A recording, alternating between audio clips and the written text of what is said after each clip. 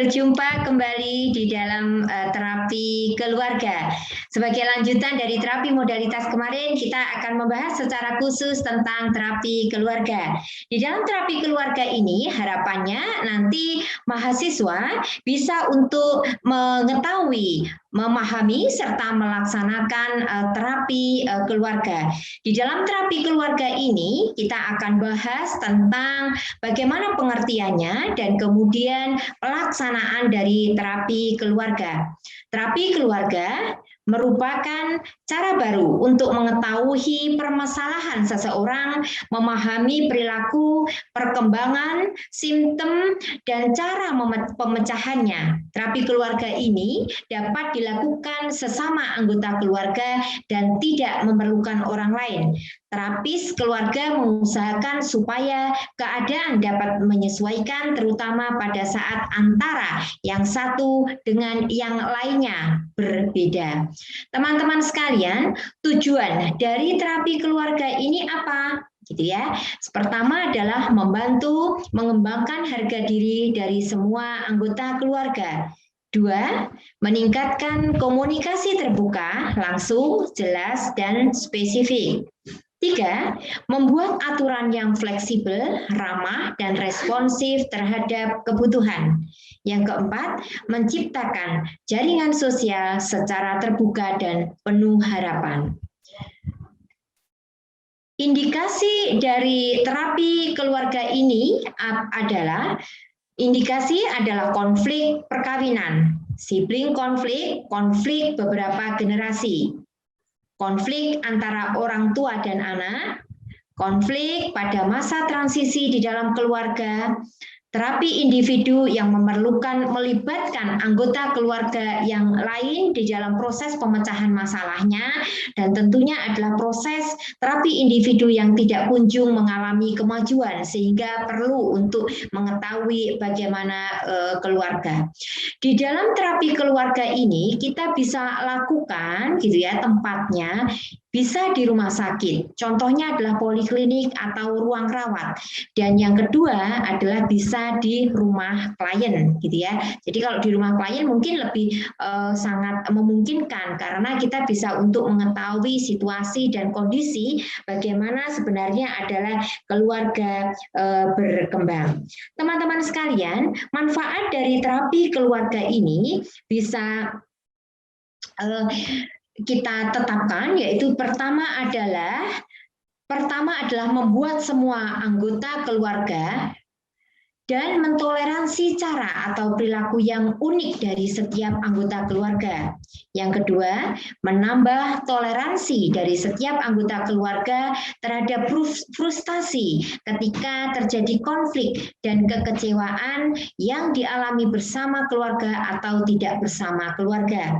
Yang keempat, meningkatkan motivasi setiap anggota keluarga agar mendukung, membesarkan hati, dan mengembangkan anggota yang lain. Serta yang keempat adalah membantu mencapai persepsi parental yang realistis dan sesuai dengan persepsi anggota keluarga. Di dalam intervensi klinik atau family system therapy itu merupakan aktivitas yang dilakukan terhadap sistem keluarga. Bisa kita lakukan dengan perbedaan diri atau kita sebut dengan Bowens. Kemudian yang berikutnya adalah dengan triangle. Yang ketiga dengan sistem emosi keluarga inti dan hubungan emosi yang terputus. Mari kita bahas satu persatu. Di dalam perbedaan diri ini atau kita sebut dengan Bowens itu adalah bagaimana keluarga ini merupakan sebuah sistem gitu ya. Keluarga suatu sistem yang terdiri dari berbagai subsistem seperti adanya pernikahan, orang tua anak, dan saudara kandung atau sibling, di mana setiap subsistem tersebut dibagi pada dalam subsistem individu, dan jika terjadi pada salah satu subsistemnya maka akan menyebabkan perubahan pada bagian lainnya dan bisa sampai ke suprasistem keluarga tersebut, yaitu masyarakat. Jadi bagaimana sih sebenarnya gitu ya keluarga ini nanti dari yang maladaptif menjadi adaptif, kemampuan untuk mengontrol emosi yang tinggi. Nah, ini sangat dibutuhkan dibutuhkan gitu ya. Perbedaan diri ini merupakan salah satu aktivitas terapi yang dilakukan di dalam sistem keluarga. Berikutnya adalah triangle. Triangle ini adalah gitu ya, di mana gitu ya terapi yang melibatkan gitu ya, melibatkan suatu unit sosial yang fundamental gitu ya, dan keterlibatan dari pihak ketiga. Jadi yang disebut dengan adanya keterlibatan dari pihak ketiga, bagaimana terapi yang melibatkan keluarga, klien, petugas kesehatan untuk menyelesaikan masalah keluarga. Berikutnya gitu ya, family system terapi ada sistem emosi keluarga inti dan hubungan emosi yang terputus.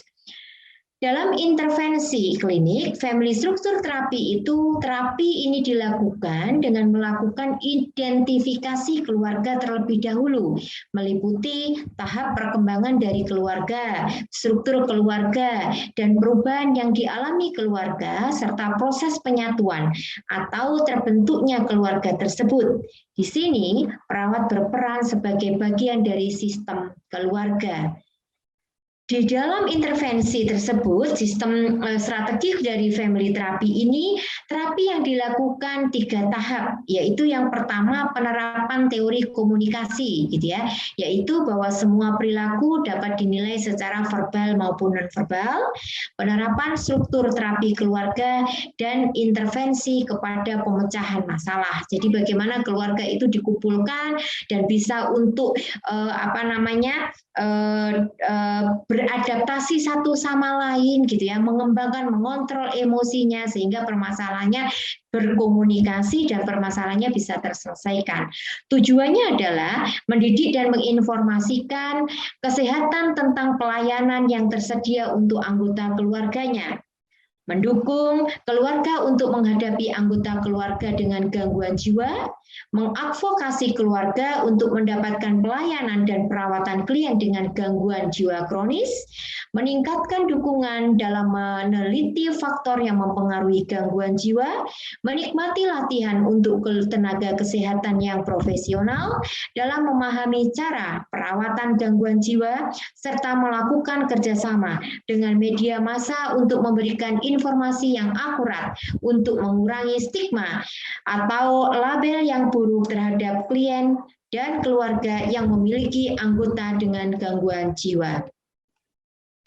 Teman-teman sekalian, kita harus tahu gitu ya, bahwa gitu ya, intervensi dari non-klinik yang juga bisa kita lakukan, aktivitas di dalam terapi keluarga ini adalah komponen didaktik, yaitu memberikan informasi tentang gangguan jiwa dan sistem kesehatan jiwa.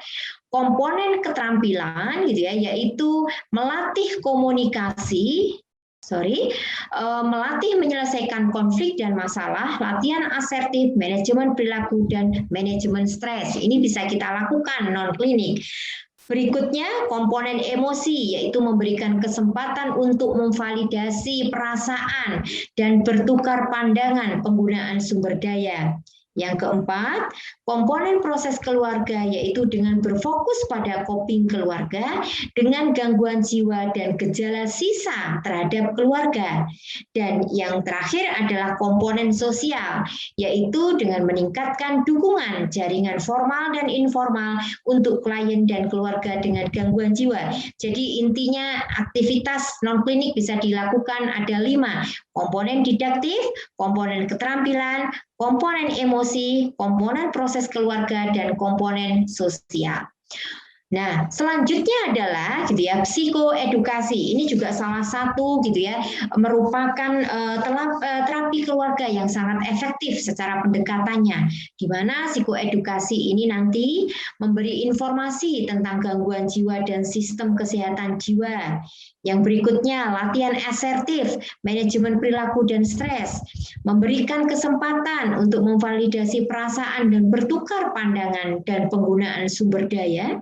Yang keempat adalah komponen proses keluarga, di mana fokus terhadap coping keluarga terhadap gangguan yang terjadi dan pemanfaatan sistem pendukung. Demikian teman-teman gitu ya yang sudah kita lakukan, yang kita berikan pada terapi keluarga. Silahkan teman-teman kembali untuk menyebutkan gitu ya apa terapi keluarga, tujuan, serta manfaat terapi keluarga dan pelaksanaannya. Silahkan dituliskan secara lengkap gitu ya, bagaimana pelaksanaan psikoedukasi keluarga pada pasien dengan gangguan jiwa. Demikian tema kita untuk pembahasan terapi keluarga. Selamat belajar, terus semangat, mahasiswa Universitas Airlangga hebat, luar biasa. Sampai berjumpa kembali.